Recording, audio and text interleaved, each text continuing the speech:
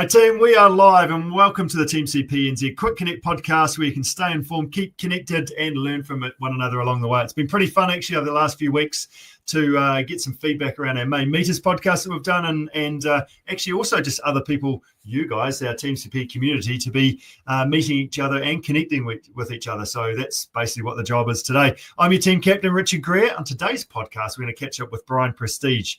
Bryan and I have worked together for a number of years, originally meeting up in 2016, actually, almost 10 years ago. Before this, Bryan was one of the early coast-to-coast adopters and has completed all sorts of adventures along the way. For those Friday Zwifters, you may recognise Bryan's voice from his fantastic dad jokes. Fantastic might be a perspective thing, but he's definitely good to come up with a few sly dad jokes every now and again. But today, actually, we're going to delve into Bryan's bikepacking adventures that have taken him all over the world in the last year or two. But before we get there, we need to give you a bit of a heads up on our June tune-up, which is started on Monday, just been June the 16th. It's all about not biking, not running, not kayaking or swimming. It's all about strength and mobility and movement to help your efficiency of movement, I guess, and decrease the chances of getting injured. So there's still time to get involved. So flick us a message or check out our socials if you are keen on that. Basically, the key reason for this is I'm pretty useless at the outside of the running and biking stuff, and a number of us do struggle getting to the gym. So it's a chance to kind of make sure you actually do it. So every day for 12 days, Monday to the following Friday, there's a few strength sessions in there. There's some mobility, some stretching. It's not all hard, but just trying to actually build a bit of a routine and get used to that. Latest motivator email. Also, you can check out the details of our Tour de France challenge that's coming up. That is going to be a big one, I think, off the back of our main meters. Same sort of format, but slightly different. So basically, with how the Tour de France challenge works, we've done this for a number of years. Main meters is all about how much you're climbing, like just vert. That's all. Get off the top of your bike or take the car back down the hill. The Tour de France challenge is about a bit of distance as well. So yes, vert, but also distance. So setting yourself a goal as a percentage of the Tour de France is how we like to work it. But the other thing that's also different to this is that we've got our Challenge Hound app that we use, and it's going to give a weighting to those runners and mountain bikers and Zwifters, etc. So it becomes a bit more even. So if you're out on the road riding your bike, that's worth 1. If you're Zwifting, it's worth 0.75. If you're running, it's worth times 3 from the kilometer perspective. If it's a trail one, it's 3.25. If it's a mountain bike, I think it's worth 1.25, because these things you take more time to be able to get the Ks done. So that should even things up quite a little bit more in the runner's favor potentially than the cyclist's favor. So get involved. Should be heaps of fun through the course of July. Also, a big well done for all those people that got involved in our adventure squad. We had our mission number 2 that we've just completed up Kelly's Creek. It was a rainy, miserable day on Canterbury, and we managed to find a bit of sun. Headed over to the sunny west coast and had an awesome day up Kelly's Creek. So just done that as well. And actually, another thing, save the date. Sunday, the 31st of August is our spring brunch ride and run. So we've had a couple of years off this, and the reason for that is I've headed to China for to race over there in the last 2 years. But the spring brunch ride is back out at Tai Tap, running and riding, chance to get together. So if you're kind of out of town, we'd love to see you. We'd love to connect with you, catch up with you. So put a mark in that date in your diary, Sunday, the 31st of August, just as spring's coming round, and we'll get together and go for a ride and go for a bit of run and enjoy the fact we've got some adventures coming up. So without further ado, lots going on. Let's welcome Bryan onto the show. Bryan, how are you getting on? Yeah, good, thanks. That's the story. Great to catch up with you again. You have been all over the show. I've been tracking your Strava on the last wee while, and you've been riding your bike all over the world as well. But before we get into that, could you start off with a bit of background, Bryan? Give us a bit of a background around your riding, your bike adventuring in the hills, and that bit that I talked about of one of the coast to coast early adopters back in the old days. How long have you been doing this stuff for?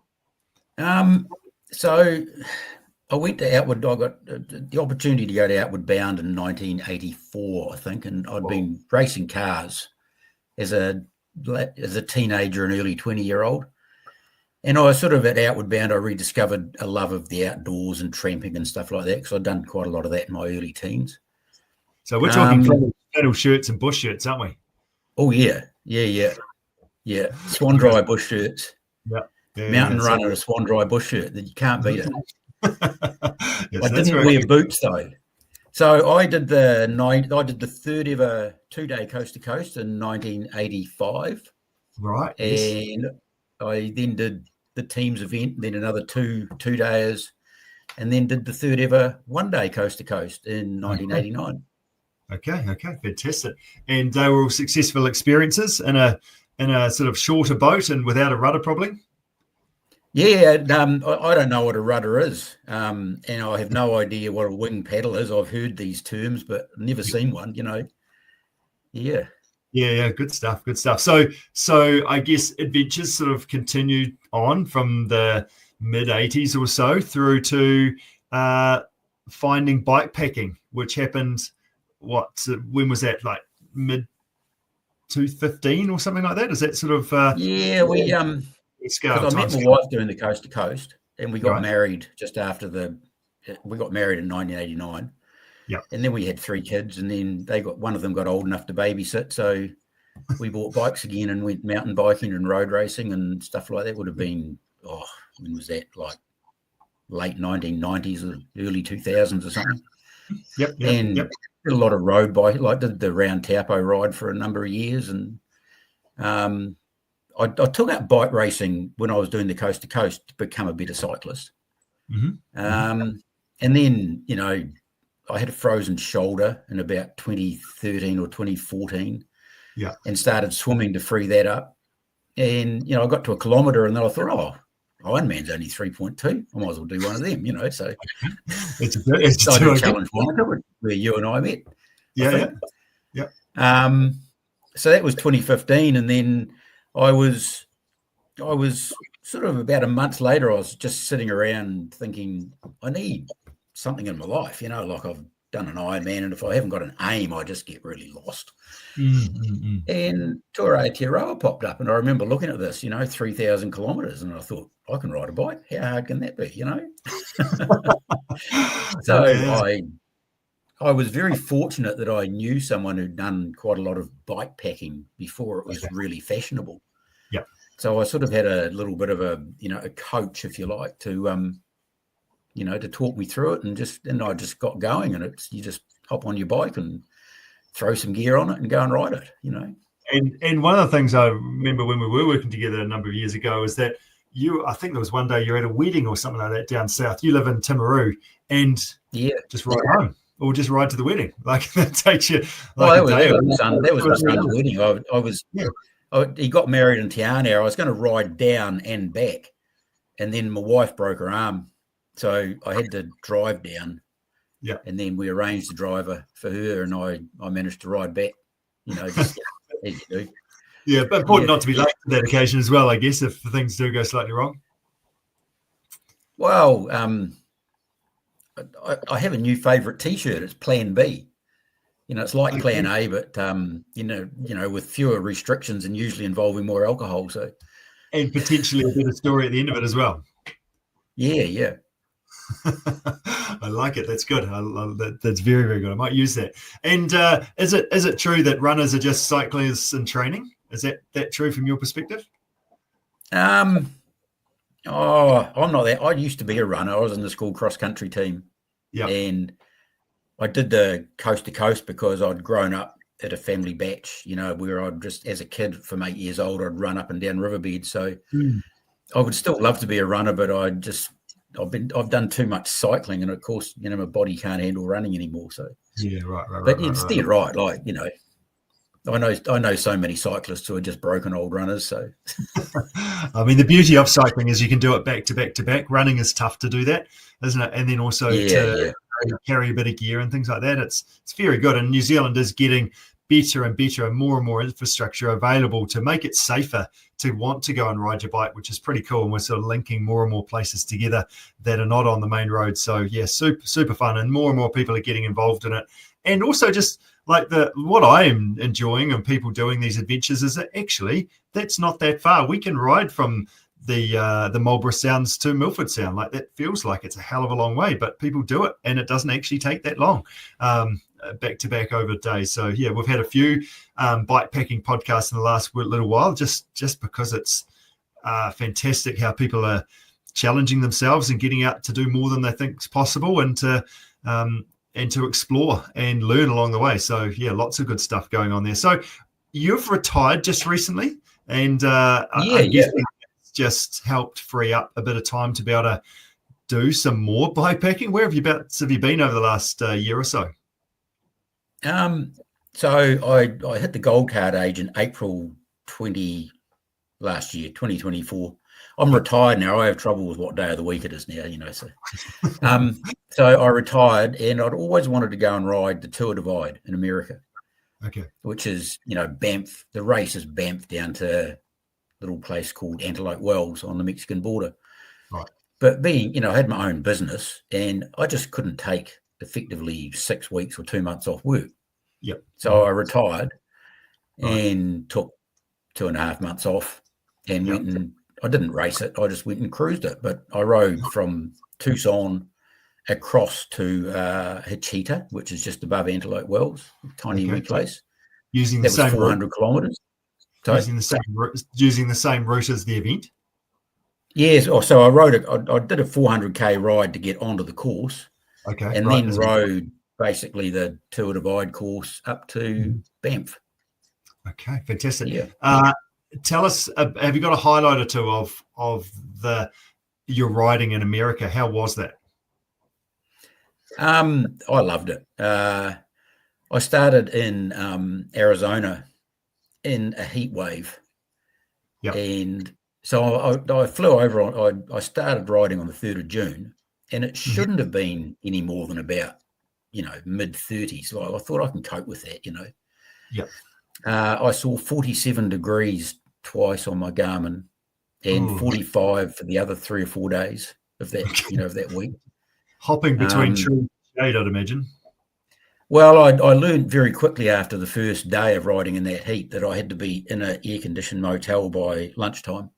Okay, yeah. So I was starting riding at 4 or 5 o'clock in the morning, and I think my record is I hit a motel at 10 o'clock in the morning. And that was my day finished. That was my day done. But I mean, you get to bed early, can't you, and be up early, and that's it. But that's still 6 hours worth of riding. That's still a reasonable day, isn't it? I think I'd knocked out 120k for the day, so I didn't feel too bad. Okay, you deserve to lie down, and an ice cream by the sounds of it as well. Can you tell us about, that sounds pretty tough, but do you have a toughest day on the bike story while you're over there? Yeah, I was. I met up with. I had 10 days by myself, and then I met up with 4 ladies I know, like prearranged, and we rode as a group of 5 from basically Albuquerque up, from New Mexico up, and I can't remember exactly when it was, but I remember my Garmin had just shown an 800-meter climb starting over the next 30 kilometers. Okay. With a really, really little short steep bit at the bottom. And I pushed my bike up this little short steep bit, which was like, I don't know, half a kilometre long or something. Yeah. And it showed 17% gradient. And I was struggling to maintain. I thought I was going to have to take my bags off the bike and carry them up the top, and then come back and get my bike. Yeah. And all the time it's like, probably 35 degrees. And it was towards the end of the day. And we were going to have a rest at a campground at the top of this hill, a rest day the next day. So, I was tired. Yeah. And I just sat on the side of the road at the top with my head. You've actually shared a picture with me of that I've dragged up. In my hands. I'm just going to throw this picture up. If you're watching this, there'll be people that are listening. But just describe that, Bryan. What's going on there? You don't look. I was sitting on the side of the road, pondering my sanity and life choices, really. Just thinking that maybe sitting in, front of my, computer doing work possibly wasn't as bad an option in life as what I thought it was. Yeah. Usually food fixes those things. How did you get out of that? Like, but looks at on that picture that you were over the steepest bit. Was that true? Oh, I was. I mean, after that, there was, it was like 29 kilometres, and we just ambled. It just rolled up and a few downs, and I think I just gave myself a sugar hit. I might have eaten half a bag of lollies or something, and then I just started counting kilometres down. I knew it was 29 kilometres to the camp, so we'd ride a kilometre and go, yay, it's only 28, Yeah, so good. That's fantastic. So within this, like, you've just been to Australia as well, and based on sort of my thinking around preparing for this podcast, the question that come to mind: have you ever been chased by a bear? Have you run over a snake? Have you had to dodge a moose? Have you had any sort of encounters, run-ins with any animals at all? No, we were deeply disappointed because we got all the way. I saw bear footprints on a dusty road. Okay. In very early on in New Mexico, and somewhere I've got a photo of a bear, a black bear footprint beside my shoe, and it's nearly as big as my foot.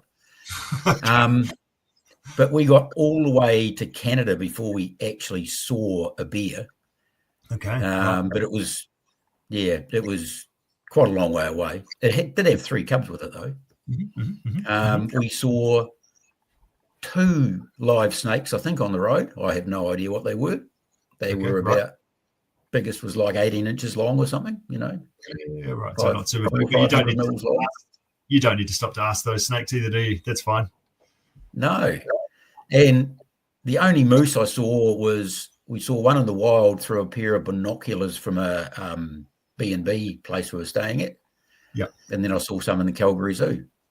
Right. Okay. But one of the ladies that was with me in America, she did the Iditarod fat bike race a few years ago, and her and a lady she was riding with at the time, they got bailed up by a moose. The moose knocked her friend off her bike, then it stood guard over the bikes and wouldn't let them come back to them.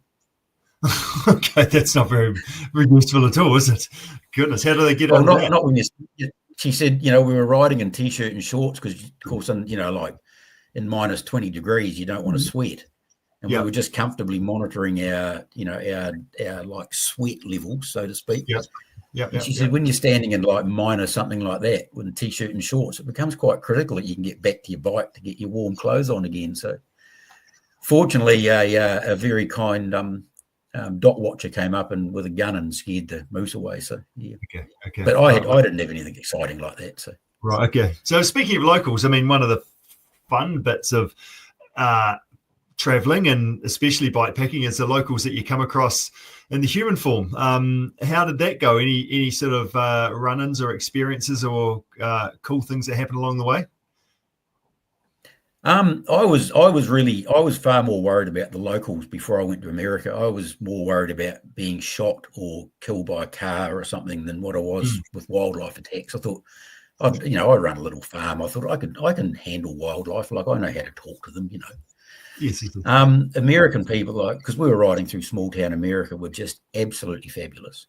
Yeah. But one guy that sticks out, it was just after that photo that you put up. So we had a rest day, and then we then progressed up to Brazos Ridge, which is one of the height, like it's 10,000 feet above sea level or something. And here's this guy in a tent, and he waves us in, and he was an amateur radio guy. Okay. And he says, "Oh, do you want bacon and eggs or, cook breakfast?" Oh, yes. Yeah, never turn food down, Yeah. So next thing he's got a barbecue out, and we're talking to him and said, "Look, how do you control the bears? Like you're cooking right next to where you're sleeping, and And as he's reaching into his tent, he says, "I've got a really good bear spray." And he pulls out this 44 Magnum, pistol, and it was like, okay, that's pretty effective. It was very non-threatening, like he wasn't waving it around, pointing at us or anything like that. Yeah. And it's those experiences, isn't it, that really makes this travel and these trips so good when you are out there and you do come across people. How do you tend to ride alone or with others? Is it a shared ride off, or are you generally riding solo? That American trip, I started off organising it by myself, for myself. Yeah. Quite hard to get someone else to commit to that length of time as well, I take it. Well, that was exact. I had to talk to one friend, and he was like, "Oh, I can't make a decision until like a month before." And I thought, if he fronts up, that's fine, Hmm. And then I was away on a fat biking trip up the Rangitata River about a year before I left. Like I was just thinking about it. And one of the people I was with was one of the ladies who came along, and she perked her ears up, and she'd been thinking about a similar trip at a similar time. So, next thing you know, she'd invited 3 friends, 2 of whom I knew, and there was me and 4 ladies and traversing America. Yeah. What more does an old retired guy want? 2 of them were doctors, which is even better when you're my age. So, Yes. Well done. So buying a few drinks in the evenings probably doesn't go astray, just to keep them on the good side. Yeah.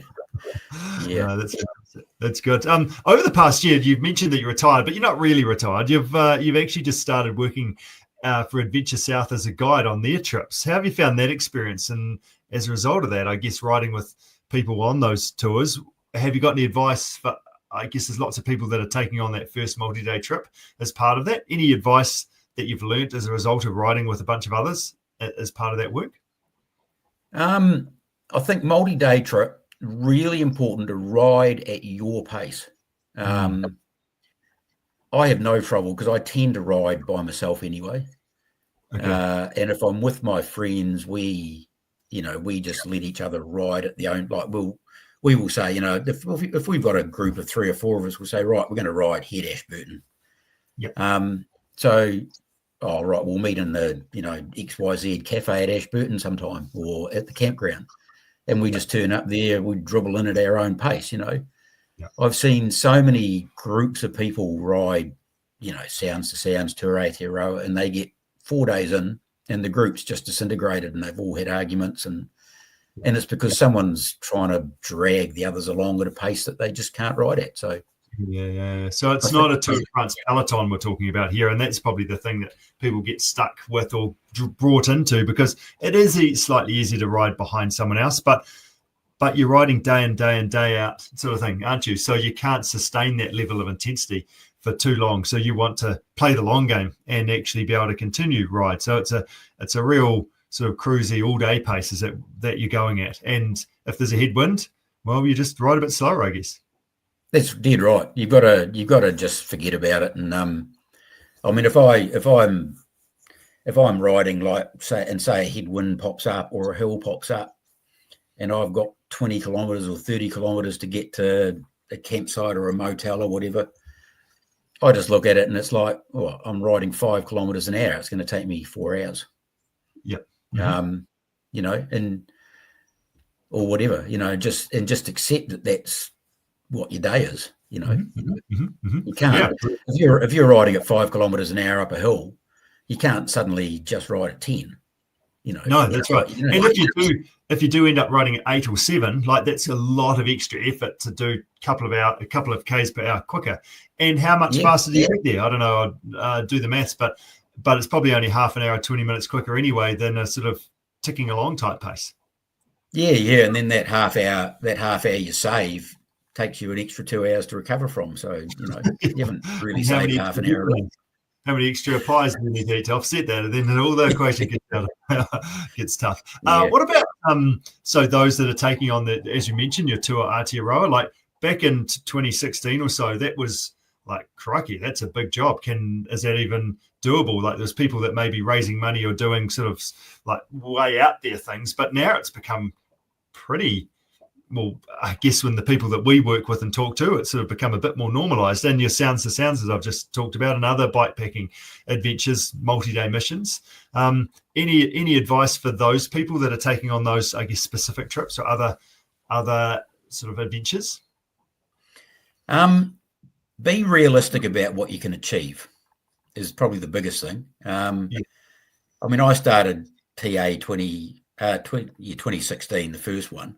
And I'd done like 7,000 kilometres of training, and I'd been away from home 50 nights on overnight trips. Wow. So I felt really comfortable, with the training I'd done for it. Yep. And I think I was, on a 3-day trip, I could average, 170, 180 kilometres a day. And I thought, I should be able to do 18 days. and I did 20, which is 150 kilometres average, which is still on a 29-inch mountain bike. It's pretty impressive. Pretty good. Yeah. But yeah, I mean, you've got to understand what you're capable of doing. Like, it's pointless fronting up there thinking I'm going to do 200k days if you've never ridden 100 kilometres before. Yeah. And the tiredness factor, especially the really, like sounds to sounds, is probably going to take most people somewhere around 2 weeks. Around about 100k a day. Once you get over a week or 10 days of biking, the tiredness just becomes bone wearing tiredness, and it takes, if you get yourself into a hole, it takes a long time to dig yourself out of it. Yeah, because you just don't have that recovery time, do you? Like when we're doing, like from a training day-to-day type thing, we talk about the training stress and the recovery, and a lot of time, especially specifically for me, a lot of my training is pretty short and sharp because I've got a lot of time to recover. But in a bikepacking multi-day thing, well, you don't really have that recovery time at all because you're kind of going most of the daylight time and then eating and sleeping outside of that, haven't you? So that goes back to the intensity piece that you talked about before, doesn't it? Oh, that's right. I mean, like Zwift I can't remember, about a week ago, I think I hit 700 and something watts in one of the sprints, and it was like, yahoo, uphill or whatever. Still got it, Bryan. I would never hit any more than about 200 watts going up a hill when I was bikepacking, because you've got to be able to do it all day, Yes. How many Ks are you tending to ride at the moment? Like you mentioned 150 Ks sort of in that first trip that you rode per day. What do you tend to do these days? Oh, sadly, it's getting like worse and worse. I mean, one of the ironies of being a cycle tour guide is that I'm now averaging probably 60 or 70 kilometres every second day riding an e-bike with the slowest person in the group. So I think my riding is starting to adjust automatically to that level of riding. But so in America, I think. Sorry, I said that's pretty relaxed. That's what that means. Yeah, it's great though. In America, I think we averaged 80 or 85k a day, and around about 1,000 meters of climbing. In Australia, I haven't worked that out. I think I did 1,650 kilometers in 20 days. So around about 80k a day. Yep. Good. It's good to hear this. I mean, one of the other things around those numbers is that you've actually got all day to ride your bike too, haven't you? It's not like you have to squeeze it into 2-3 hours that we do when we've got work and life and family commitments and things like that. Like you've actually got all day to do it. You can leave in the morning and then finish when you finish. Yeah, I mean, that's something I've talked to people about, and they've said, how can you ride 150k a day?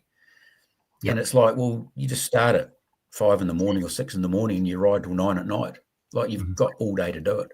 Yes. I mean, the American trip and the Australian trip, like I went over there to cruise it and enjoy them both, but then you think, I came back from Australia and thought, how am I ever going to ride? Because rumour has it I might be on the start list for the TA next year, because it's the 10th anniversary. So, but who knows, How am I ever going to ride 150, 200 kilometres in a day? And it's like, well, you're going to start at 5 o'clock in the morning instead of 9 or 7:30. And you're going to ride till 8 o'clock at night or 9 o'clock at night instead of, 3:30 or 4. Yeah, true. But do you need to do that? Do you need to ride that long? You don't need to, but unless you've got that goal of I want to try and finish it in this time. Is that what you're saying? Yeah, so I like the first bit of advice I would give anybody who asks me about bikepacking is be very clear about why you are doing it. Because if you want to ride Te Aotearoa in 10 days, I mean, let's pick on Te Aotearoa because I sort of know the facts and figures. It takes me around about, I think, 170 hours to ride Te Aotearoa. I've done it twice and it's been about 170 hours of moving time both times. Okay. Yep. So if I want to do a 10-day TA, I've just got to ride and be moving for 17 hours a day. Like that's the maths. There's a few other little fundamentals come into it, like whether I can move for 17 hours a day. Yeah. But by the same, so I did 20 days in 2016 and 17 and a half days in 2020 with exactly the same moving time, within an hour or two. Okay. But I just rode for an hour longer each day in 2020 to go 2.5 days faster. Yeah. Okay. I was on a faster bike. As you ride more hours, obviously you do slow down. Your average speed slows down a little bit, but fundamentally it is hours moving that make you go faster, not going faster per kilometre hour. Yeah. How do you manage your nutrition? What do you carry? What do you take? Do you post out food like packages for you at certain places to pick up, or are you a bakery man, or do you do dehydrated meals? What are your sort of key things around nutrition? Yeah, no, I've never posted myself food parcel. The only food parcel I ever posted myself was when I started Te Waipounamu, 2 or 3 years ago, 4 years ago, whenever it was. Okay. And I posted a food parcel to Boyle River, the adventure school. Yeah. Because there's just a lack of resupply options, and I was, going to be heading into the bush for 2 or 3 days or whatever. Yeah. I've never posted myself a food parcel otherwise. You're so fortunate in New Zealand. Like, we have so many options for resupply on all the, the main brevets. Like, all of them have got really good resupply options. Yeah. But I just tried, anything over about a week long, I take multivitamins every day. Okay. Because your food choices aren't always ideal. Yeah. You do tend to eat a lot of, you fried foods. You just try and eat better. I just try and make better choices in food and keep the nutrition up. Yeah, nice. You were on the leaderboard, right up the top of our main meters leaderboard, and that was the result of doing your bikepacking trip in Australia. We've probably got them around the wrong way for you, because you actually were probably one of the ones that did the most distance out of that, because you were just riding a bike all day, and it so happened that you had some hills in the way. But I think you've also mentioned that that challenge did mean that you were kind of, I'm going to go up that way because that's hilly opposed to do the flat way. How did that affect your trip, and were you pleased with that? How did you feel on reflection? Yeah, because I went over to Adelaide, for me, very unfit. I haven't done any multi-day trips or bikepacking over this summer. Basically since I got back from America in August last year. Yeah. And so I was, my intention was to just cruise into the Mawson Trail and get fit, and then blaze out into the outback when I was fit. Day one on the Mawson Trail, I did 1,600 meters of climbing in 75 kilometers, and I think the steepest climb I saw was 19% gradient, but then I was pushing my bike up a steeper one than that and not registering anything.